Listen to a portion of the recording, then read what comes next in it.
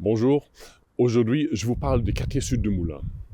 En septembre, les locataires d'Evolea ont reçu une lettre d'Evolea avec leur régularisation des charges, l'eau, le gaz, la chaleur, et pour certains, la surprise était très mauvaise. Des centaines d'euros de plus à payer, voire des milliers. Quelle en est la cause? Une partie s'explique par l'augmentation du tarif de l'eau en 2023. Mais ça ne dit pas tout. Il y a aussi la question de la chaleur, du chauffage, de l'eau chaude. Alors c'est cette question-là qu'on voudra creuser un peu plus aujourd'hui. Alors nous voilà devant la chaufferie bois de Moulins, route de Lyon. C'est ici qu'on produit la chaleur. On brûle de la biomasse, du bois, on brûle du gaz, un petit peu. Et c'est une bonne solution pour organiser un réseau de chaleur.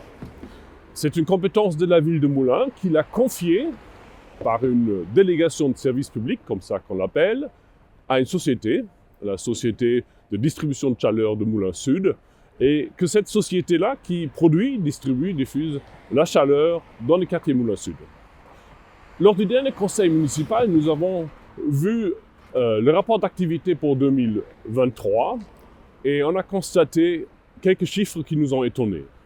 D'abord, on a vu que la consommation de chaleur a baissé de 20%.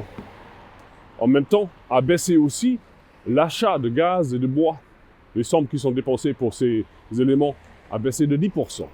Mais les prix pour les consommateurs ont augmenté de 50%. Tout ça, c'est étonnant. Et ce qui est encore plus étonnant, c'est que le résultat net de la société a augmenté de 75 000 euros en 2021 à 540 000 euros, de 75 à 540 000 euros en 2 ans, en 2023. 700%.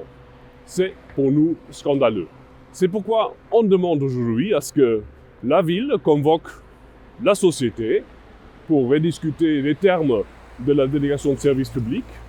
On demande aussi, comme le demande aussi d'ailleurs le Conseil d'État dans un rapport de réseau de chaleur en 2021, qu'on crée un comité d'usagers pour mieux suivre, qu'on a un rapport annuel sur l'évolution des prix de la chaleur, et on mettra ça régulièrement sur l'ordre du jour, une fois par an, de notre conseil municipal. Voilà ce qui explique en bonne partie l'augmentation des charges pour les locataires d'Evolea, et on aimerait bien que la ville agisse aujourd'hui sur cette question. Merci.